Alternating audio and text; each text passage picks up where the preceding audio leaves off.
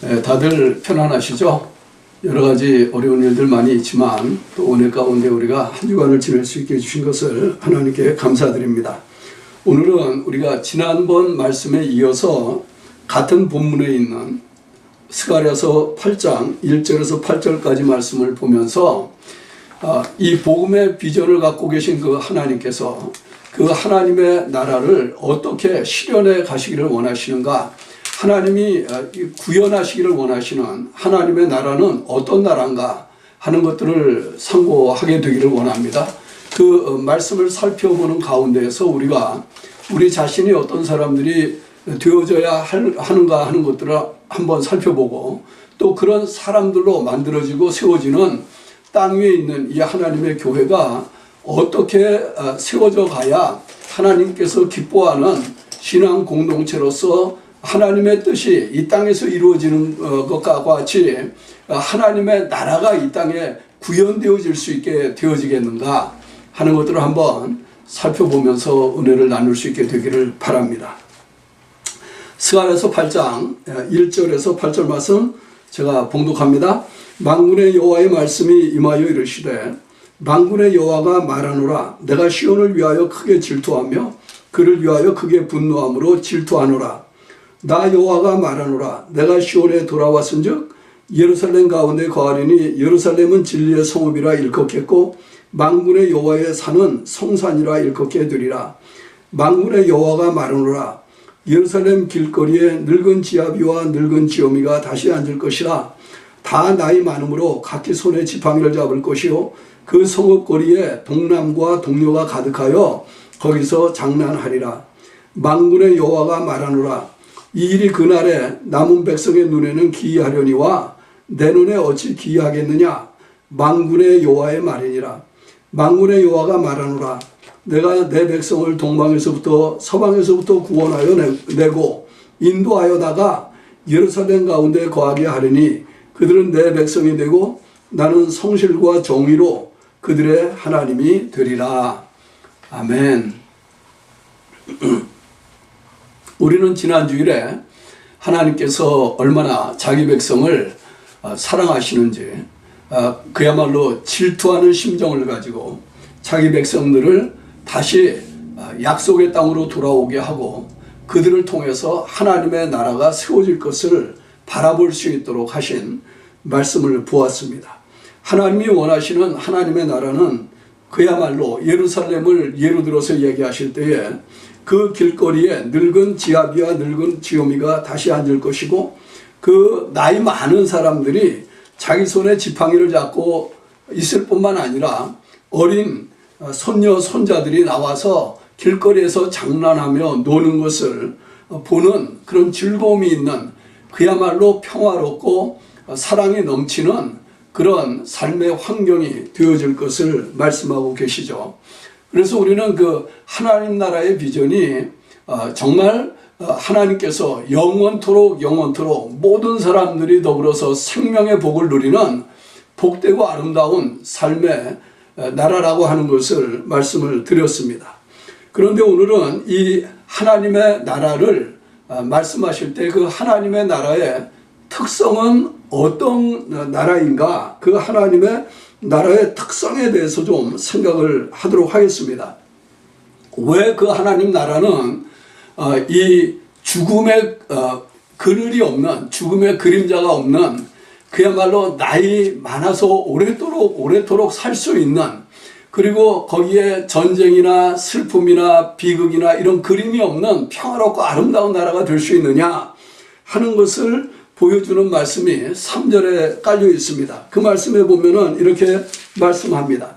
나 여호와가 말하노라. 내가 시온에 돌아왔은즉 예루살렘 가운데 거하리니 예루살렘은 진리의 성읍이라 일컫겠고 만군의 여호와의 산은 성산이라 일컫게 되어지겠다. 일컫다라고 하는 말은 부름을 받게 되어지겠다라고 하는 말이죠. 그래서 하나님께서 이스라엘 백성들과 더불어서 다시 예루살렘으로 돌아오시겠다 이렇게 표현한 것은 예루살렘을 새롭게 하시겠다라고 하는 뜻이고, 하나님께서 이스라엘 백성들에게 약속했던 이 포로 생활의 그 종지부를 찔고 하나님이 주시는 귀한 자유케 하시는 구원의 역사를 한 번 더 경험하게 하겠다라고 하는 말을 전제하는 말이지만, 그것보다 더 중요한 것은 뭐냐면은 이 예루살렘을 부를 때에 여호와 하나님께서 이야기하시기를 이 예루살렘은 진리의 성읍이 되겠다 이렇게 말씀하고 있는 겁니다. 진리의 성읍, 또 만군의 여호와의 산은 거룩한 산, 성산이라고 불림을 받겠다 이렇게 이야기를 하고 있는데요. 다른 말로 말하면 이 하나님의 나라는 진리의 나라라고 하는 뜻입니다. 진리의 나라이고 거룩한 나라라고 하는 것입니다. 하나님께서 이 땅에 세우시기를 원하셨던 하나님의 나라는 진리가 통치하는 나라이고 또 하나님의 거룩이 나타나는 나라입니다. 이 둘은 다 사실은 하나님의 속성을, 하나님의 그 성품을 반영하는 것들이에요. 그래서 하나님은 진리이시고 또 하나님은 거룩하신 분이시죠. 우리가 하나님을 놓고 얘기하면 하나님은 참되신 분이기 때문에 하나님이 하시는 일 가운데 하실 수 없는 것이 하나 있다라고 하면 하나님은 거짓말을 못 하신다, 그렇게 이야기를 하고 있는 것이죠. 그 하나님이 하시는 말씀을 우리가 진리라고 부르는 것은 하나님은 참된 분이기 때문에, 그래서 하나님의 나라는 참된 하나님의 속성이, 그 성품이 잘 드러나고 있는 것이 하나님의 나라인데, 하나님께서 이제 그 하나님의 도성이라고 할 수 있는, 하나님 나라의 도성이라고 할 수 있는 예루살렘을 진리의 성읍이 되도록 만들어 주시겠다라고 이야기하시는 것이죠. 또 하나님이 통치하시는 하나님의 임재를 나타내는 그 산 역시 만군의 여호와의 산이라고만 하는 게 아니라 거룩한 산이라고 이야기를 하시는 겁니다. 근데 이것을 가능하게 하는 것이 뭐냐면은 그 구절을 시작할 때 내가 돌아왔은즉 이렇게 얘기하는 거예요. 내가 돌아왔은즉. 하나님께서 이스라엘 백성들을 포로로 보내시고 예루살렘을 황무하게 뒤로 남겨두셨었지만은 이스라엘 백성들이 다시 고토로 돌아오게 하실 때에 하나님께서 그들과 함께 돌아오신다는 거죠. 하나님의 임재가 이 새롭게 이스라엘 백성들 가운데 나타나게 되어질 때에 하나님께서는 그들의 세계를 참으로 진실된 참이 그 다스리는 이런 세계로 만들어 주시고 또 그들 가운데 그들의 삶이 더럽고 죄로 찌든 것으로부터 자유한 거룩한 사람들이 되도록 만들어 주시겠다 이렇게 얘기하는데요. 그것을 가능하게 한 것이 다름 아닌 하나님의 임재라는 거예요. 내가 다시 돌아왔은즉 그렇게 이야기를 하는 것입니다. 여러분들이 혹시 에스겔서 37장을 기억하실지 모르겠는데 에스겔서 37장에 보면 하나님께서 에스겔 선지자에게 그 골짜기로 보내가지고 눈에 보이는 많은 뼈들을 향해서 예언을 하게 하는 장면이 있죠. 그 예언을 하게 하고 그 예언을 통해서 그 뼈들이 사람이 되어지고 한 사람이 되는 게 아니라 헤아릴 수 없이 많은 하나님의 군대로 서게 되어지는 것을 이야기하는 말씀이 나옵니다. 그 말씀에 대해서 그 에스겔서 37장 11절 이하에 있는 말씀을 보면 바로 이렇게 해석을 하고 있어요. 거기에 보면은 또 내게 이르시되 인자야 이 뼈들은 이스라엘 온 족속이라 그들이 이르기를 우리의 뼈들이 말랐고 우리의 소망이 없어졌으니 우리는 다 멸절되었다 하느니라. 그러므로 너는 대언하여 그들에게 이르기를 주 여호와의 말씀에 내 백성들아 내가 너희 무덤을 열고 너희로 거기서 나오게 하고 이스라엘 땅으로 들어가게 하리니 내 백성들아 내가 너희 무덤을 열고 너희로 거기서 나오게 한즉 너희가 나를 여호와인 줄 알리라. 또 내가 내 신을 너희 속에 두어 너희로 살게 하고 내가 또 너희를 너희 고토에 거하게 하리니 나 여호와가 이 일을 말하고 이룬 줄을 너희가 알리라. 나 여호와의 말이니라 이렇게 얘기하거든요. 이 말씀은 이스라엘 백성들이 아직 바벨론 포로에서 돌아오지 않았지만 하나님께서 그 이스라엘 백성들을 그 시온으로 다시 돌아오게 만드시겠다라고 하시면서 하신 말씀이에요. 하나님께서 이스라엘 백성들 가운데 함께 계시는 것, 그것이 이스라엘 백성들에게 생명을 주는 구원의 역사를 보여주는 것이라고 이야기하시는 것이죠. 그 바벨론 생활을 놓고 얘기할 때 에스겔 선지자는 무덤에서 있었던 이스라엘 사람들의 모습이라고 이야기를 하는 거예요. 죽은 사람들이라고 이야기하는 것이죠. 그러나 그 죽었던 자들이 하나님이 정하신 때에 다시 고토로 돌아오게 하면 하나님께서 그들에게 생명을 주고 하나님의 군대가 되게 만들어 주시겠다.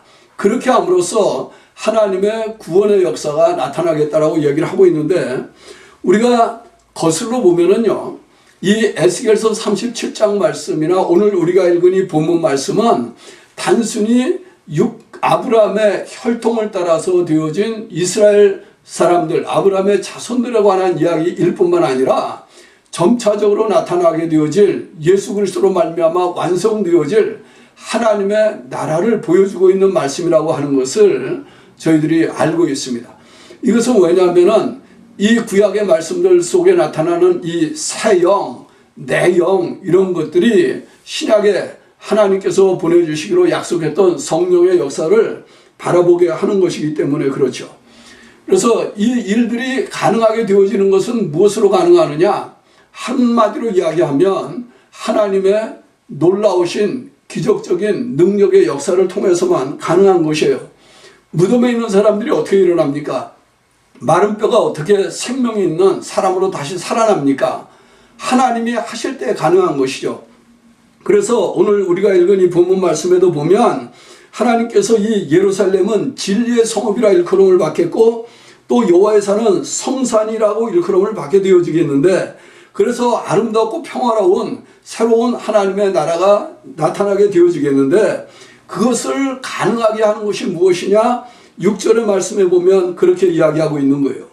만군의 여호와가 말하노라. 우리가 읽은 이 본문에는요, 짧은 8절이지만은 만군의 여호와가 말하노라. 하나님이 일을 하시겠다. 하나님이 일을 하시겠다. 이렇게 하나님 쪽에서 하나님의 나라를 세워나가실 것에 대한 그 언급을 하시는 것이 여러 번 반복적으로 나타나는 거 여러분들이 보실 수 있죠. 매절마다, 거의 매절마다 나타나고 있지 않습니까? 그때에 그 하나님께서 말씀하시기를 이리 그날에 남은 백성의 눈에는 기이하려니와 내 눈에 어찌 기이하겠느냐. 사람들 볼 때는 기이하게 여길 수 있겠지만은 하나님 보실 때는 어떻게 그게 기이하겠느냐, 이렇게 말씀을 하시는 거예요. 다른 말로 이야기하면 하나님이 이런 무덤 속에 있는 사람들 뼈들을 불러내서, 죽은 사람들을 불러내서 생명에 이르는 놀라운 역사를 이루는 이것은 전적인 하나님의 능력으로 가능한 것이라는 거예요. 우리의 힘으로 되는 게 아닙니다. 인간이 할 수 있는 일이 아니에요. 왜냐하면 인간 쪽은 에스겔 골짜기의 그림대로 이야기한다고 하면 완전히 마른 뼈가 되어가지고 소망이 없는 것이죠. 이스라엘 백성들이 그 자기네들의 모습을 놓고 이야기할 때도 그러기 때문에 같은 표현을 쓰고 있습니다. 그들이 이르시되 내게 이르시되 인자야 이 뼈들은 이스라엘 온 족속이라. 그들이 이르기를 우리의 뼈들이 말랐고 우리의 소망이 없어졌나니 우리는 다 멸절되었다. 그렇게 탄식한다는 거죠. 이스라엘 백성들이 포로 생활 70년씩이나 했으니까 무슨 소망을 바라보겠어요. 우리 대한민국 36년 동안 일본에 침략을 당해가지고 일본의 그 통치를 받는 세월 가운데서도 한국이 얼마나 많이 바뀌었습니까? 그 긴 세월 가운데서 우리가 우리 힘으로 독립을 하지 못해가지고 많은 생명들이 독립을 하기 위해서 애를 쓰다가 목숨을 잃은 거 우리 잘 아시잖아요. 우리 북한의 동포들을 보십시오. 전쟁이 끝나고 난 다음에 지금 60년, 70년이 돼가는 이 긴 세월 동안 그렇게 하고 있는데 여전히 앞뒤로 막혀가지고 남한에서는 그야말로 그래도 자유를 말하고 하나님을 예배하는 기쁨이 있고 나름대로 많은 세계 여러 민족 가운데 우리의 가진 것들을 수출도 하고 그들 가운데서 유익한 일들도 하고 다른 나라를 돕기도 하고 이렇게 하고 있지만 하나님을 믿지 않는 공산주의 사상 아래서 신음하는 우리 북한의 동포들은 어떻게 하고 있습니까? 아직도 그렇게 하고 있잖아요. 아직도. 우리가 인간적인 방법으로 그들을 해방시켜 보려고 온갖 생각들을 하고 있지만 결국 사람들이 생각할 수 있는 방법은 힘의 방법이고 힘의 논리지 않습니까? 구원해낼 수 있는 길이 없어 보인다라고 하는 것이죠. 그런데 바벨론에서 완전히 이 포로로 잡혀가가지고 그 속에서 70년을 보냈던 이 사람들이 돌아온다? 얼마나 안타까운 일이었겠어요. 가능성이 있어 보이지 못하니까 우리는 이제 다 죽었다. 무덤 속에 있는 뼈와 같다. 이렇게 탄식을 했었다는 거예요. 그런데도 불구하고 하나님이 그들을 돌아오게 하시죠. 100% 피동적인 상태에서 하나님의 정하신 능력과 지혜의 역사를 따라서 전적으로 하나님이 그 일이 일어나도록 섭리하셔서 고레스 왕이라고 하는 왕의 통치 때에 그들로 하여금 그 고레스 왕으로 하여금 하나님께서 이스라엘 백성들을 다시 고토로 돌아오도록 길을 열어 주시는 일을 하시거든요. 사람의 마음을 돌이켜서 하나님의 구원의 역사를 이루는 것, 이것이 우리가 할 수 있는 일이 아니고 하나님만 하실 수 있는 일이에요. 그렇기 때문에 우리는 이런 얘기를 하는 것이죠. 하나님의 구원의 역사는 인간으로서는 불가능해 보이는 일이에요. 가능하지 않아 보이는 일이에요. 그러나 하나님은 전능하신 분이시고 능히 그 일을 이룰 수 있는 지혜를 가지신 분이기 때문에 그렇게 하는 겁니다. 우리가 이런 얘기하면 우리 입장에서는 오늘날 이런 이야기 또 할 수 있어요. 여기에 보면 하나님께서 예루살렘을 진리의 성읍이라고 만들겠다, 진리의 성읍이라고 부르겠다, 이렇게 이야기를 하셨다고 그랬고, 또 그 하나님의 산, 시온산이겠죠. 그 산을 성산, 거룩한 산이라고 만들겠다, 이렇게 얘기했는데, 그 말씀도 보면은요, 그 말씀 속에 하나님께서 처음부터 하나님이 의도하신 하나님의 나라는 진리의 나라고 거룩한 하나님의 백성들의 나라였다라고 하는 것을 볼 수가 있습니다. 우리가 역사를 한번 돌이켜 보시죠. 역사를 돌이켜 보면 하나님이 이 땅에 세우시기를 원한 나라는 애당초부터 그렇게 하나님의 진리가 통치하는 나라였습니다. 하나님의 거룩한 성품이 나타나는 세계였어요. 그래서 출애굽 사건 이후에 이스라엘 백성들과 언약을 맺을 때 모세가 시내산에서 하나님으로부터 십계명을 받을 때 하나님이 그들에게 맺은 언약의 내용이 뭡니까? 나는 너희 하나님이 되고 너희는 나의 백성이 되겠다라고 얘기할 때에 하나님이 말씀하신 것은 그 하나님이 주신 율법의 말씀을 따라서 살면, 다른 말로 얘기하면 진리의 말씀을 따라서 살면 너희는 거룩한 백성이 되겠다라고 얘기하신 거예요. 그래서 너희는 나에 대해서만 거룩한 백성이 아니라 땅 위에 있는 모든 민족과 나라들 가운데서도 거룩한 제사장의 나라로 그들 가운데에서 하나님과 그 나라들 사이에 하나님의 거룩한 성품을 드러내고 그들로 하여금 하나님께로 돌아오게 하는 은총의 역사를 나타내 보여주는 나라가 되도록 해주겠다, 그렇게 말씀하셨던 거 아닙니까? 그래서 하나님이 이스라엘 백성들을 움직여 나가실 때 그 시내산 아래에서 그들로 하여금 이제 진행을 하게 하실 때 진을 짜게 하지 않습니까? 그래가지고 동서남북 세 지파씩 12지파가 둘러서 가지고 진을 짜게 할 때 그 가운데 무엇을 두었습니까? 성막을 두었어요. 그 가운데 레위 지파를 중심으로 모세를 중심으로 하나님의 거룩한 백성들을 중심으로 거기에다가 성막을 두었어요. 그래서 이스라엘 백성들의 삶의 중심에 누가 있게 하셨냐면은 하나님이 계시다라고 하는 것을 알게 하신 것이죠. 하나님이 계신 그곳에 진리가 있고 하나님이 계신 그곳에 하나님의 거룩함이 드러나기 때문에 그렇게 하셨던 거예요. 하나님은 이스라엘 백성들이 하나님의 거룩한 성품을 드러내는 백성 되기를 원했고 그들이 하나님의 진리의 통치를 받는 나라이기를 원하셨죠. 물론요, 인간의 죄성 때문에 실패했지만은, 그래서 오늘 우리가 읽은 이 말씀이 있는 것이지만은 하나님이 의도하신 하나님 나라의 원래 성격은 그렇다는 것이죠. 더 거슬러 올라가 볼까요? 더 거슬러 올라가면은 우리는 노아를 얘기할 수 있습니다. 창세기 6장 잘 아시는 것처럼 7장 8장 이어지는 말씀 보면 땅에 있는 모든 사람들이 생각하는 게 항상 악하고 죄를 짓기 때문에 하나님께서 심판하시기를 원하시잖아요. 완전히 다 심판하셨죠. 노아의 8 식구에는 살아남은 사람들이 없었습니다. 그들은 하나님께 특별히 은총을 입었던 사람들이라고 했어요. 그들이 방주에서 내려가지고 처음 한 일이 뭡니까? 하나님 앞에 제사를 드리는 일이었습니다. 그때 그 사람들은 얼마나 거룩한 것을 사모했을까요? 얼마나 참되게 사는 것을 사모했을까요? 물론요, 타락한 죄성 때문에 시간이 지나가면서 하나님께서는 아브라함을 불러내지 않으면 안 될 상황이 되었죠. 한 번 더 거슬러 올라가 볼까요? 그러면 우리는 창세기 2장까지 3장까지 거슬러 올라갈 수 있습니다. 에덴 동산, 하나님께서 아담과 이브를 만들어 놓았던 그 동산에 죄가 있었습니까? 죄가 없었습니다.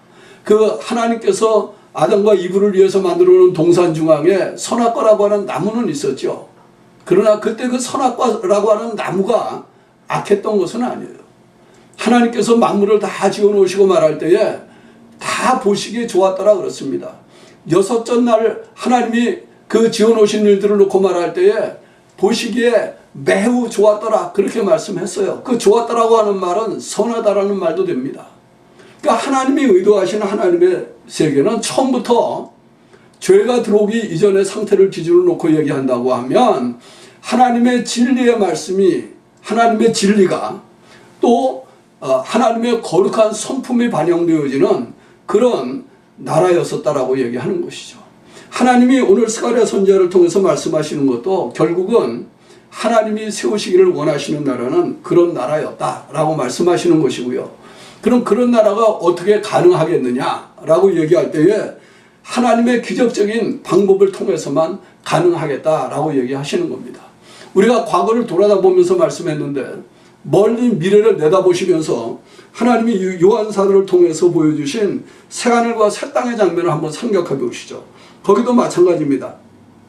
21장 24절 이하의 말씀을 보면 이렇게 이야기하고 있어요. 새하늘과 새 땅에 대한 모든 긴 이야기들을 정리하고 맨 끝에 나오는 말씀을 보면 24절에 만국이 그 빛 가운데로 다니고 땅의 왕들이 자기 영광을 가지고 그리로 들어오리라.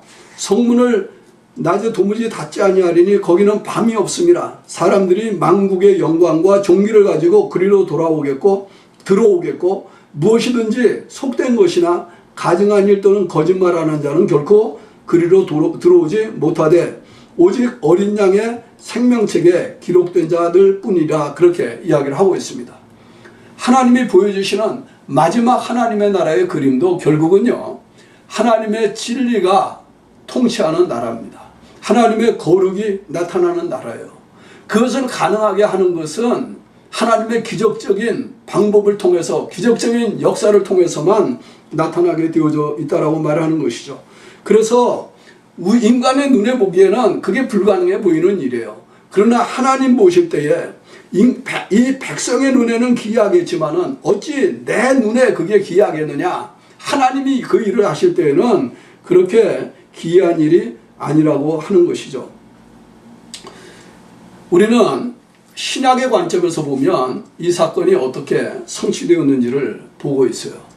예수님이 십자가에 달려 죽으시고 부활한 것, 성자가 성육신하셔서 인간세계에 오셔가지고 정말 인간들의 모든 허물과 죄를 담당하고 죽으시고 부활한 것 때문에 죽음의 권세가 깨졌다라고 하는 것을 우리 알 수 있지 않습니까?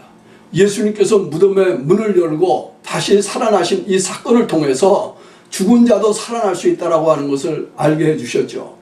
그 주님이요, 마지막 빌라도와 나눈 대화 속에 이런 얘기 나오는 거 여러분들 기억하십니까? 빌라도가 잡아다가 신문하면서 이런 질문을 해요. 내가 정말 왕이냐? 그렇게 질문을 하죠. 왕이냐? 내가 왕이냐? 그러니까 예수님이 왕이다 그렇게 얘기를 해요. 네가 말한 대로 내가 왕이다.